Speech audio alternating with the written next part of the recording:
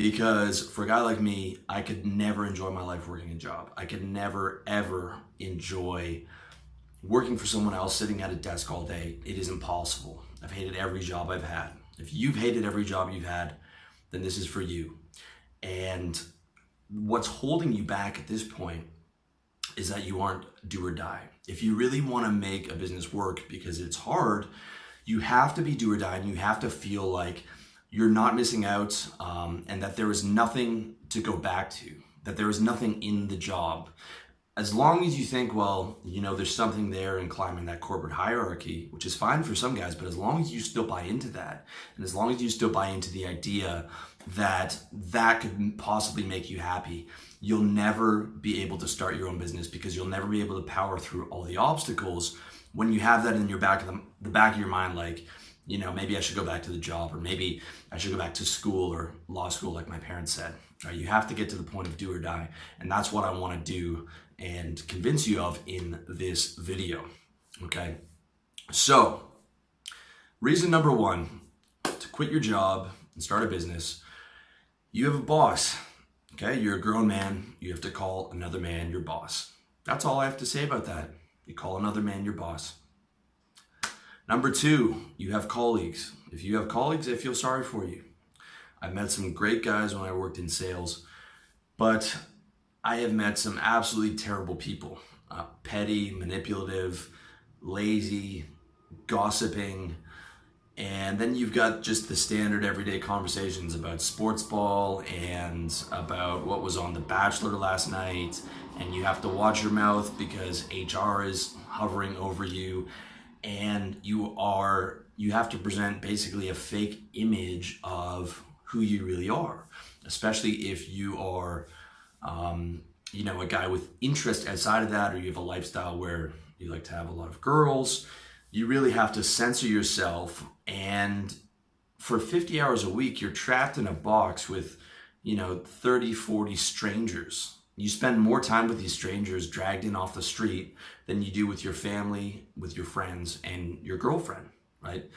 And you are the 5 or 10 people that you spend the majority of your time around. So you're spending the majority of your time around people that you wouldn't choose to spend your time around, okay? And I that's one of the things I hated the most about working a job. There's some great people, but man, there are some bad people. And no matter what you try and do, no matter how you try and deal with them, they just will not accept a win-win situation. All right. Number three, you're confined. You're confined 50 hours a week. You're stuck at a desk. I mean, it's brutal. I worked in a call center when I was 20. When I lived in Montreal, it was the only place I could get work because I didn't speak French. We timed our piss breaks. Okay, we had a 5-minute piss break. We had to sign in with our social insurance number to their computer, take a 5-minute piss break, and sign back in with our social insurance number. And if you took longer than 5 minutes for a piss, you got a talking to. And if that happened to you 3 times, you were fired. Okay, and we were making minimum wage. We had the auto dialers on, making 400 calls a day. I mean, horrible. And for most people, 9 to 5, you sit there, you don't get to choose where you're seated. They tell you where to go to the bathroom. Here's where to go to lunch. You're confined, you're caged up in there. All right. And you've got 1 week to yourself if you're lucky. 1 week to yourself to go on vacation.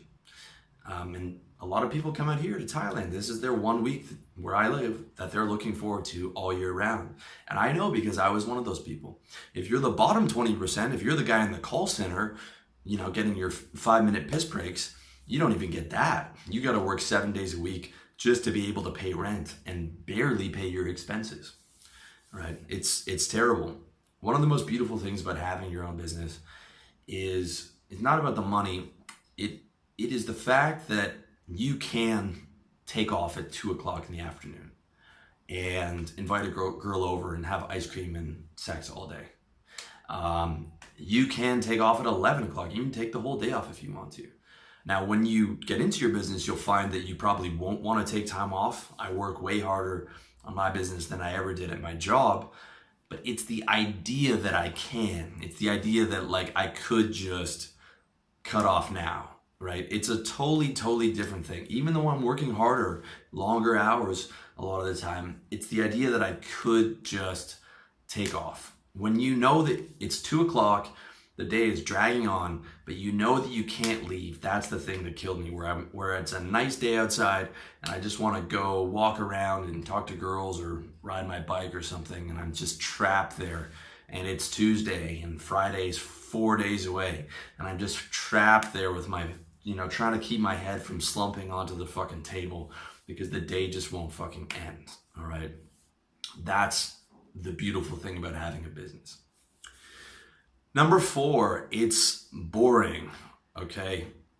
Chances are your job is fucking boring. It's drudgery, it's data entry, it's some kind of grunt work. I worked in the e-commerce division of a major mutual fund in my early 20s, and my job was the Q&A analyst. So all I did was press the buttons on the site and go back and forth and try and find bugs, and then I would log those bugs into the software, and then I would update the developers of the bugs every week in our weekly meeting. I couldn't think of something more boring to do with the one life that I have on this planet, and chances are your job is just as boring, if not more boring. Number 5, your health suffers, okay? They say that sitting is the new smoking, and I would agree. It is not healthy to sit 8 hours a day at a desk with your blood not flowing and hunched over a computer and your wrist curled up typing away. It is not how we're evolved to live. We're evolved to live in nature, walking around, gathering food, hunting, and being outside all day, not trapped over this desk in fluorescent lights, not getting sunlight. This is why so many people are overweight, because they are forced to be inactive. And sitting all day also kills your energy. I mean, there's so many bad things about it. And, it's just another negative for working that job. Number 6, you're settling. You're settling, you know it. You're settling for mediocrity. My best friend told me that he would never work a job. Now he works a job. And, he's worried about things like getting promoted. He knows it. He told me himself, but he's got a wife, he's got a house, and it's what he has to do. He's doing what he has to do. Okay, and I'm not knocking him or any of the other guys that work a job. I know how hard it is to survive and thrive in the world, especially if you have a house and you have a wife or you have kids. I get it. But you are settling. You are settling for that mediocrity. And the question you should ask is, would my 10-year-old self be proud of what I'm doing right now? When I was working jobs, I know damn right that my 10-year-old self, if I told my 10-year-old self this is what your life was going to be look like, I would be devastated, right? Whereas now I could go to my 10-year-old self and I think I would think that what I'm doing is pretty cool. And I think that's one of those things that's important to keep in mind, of not giving up on your dreams. Okay, you don't have to be a billionaire, but you should be able to present a cool life where you could go to the younger version of yourself and say, look what I did. I'm living pretty well. I'm comfortable. I've got my own business. I've got women in my life. I'm in shape. I'm enjoying it.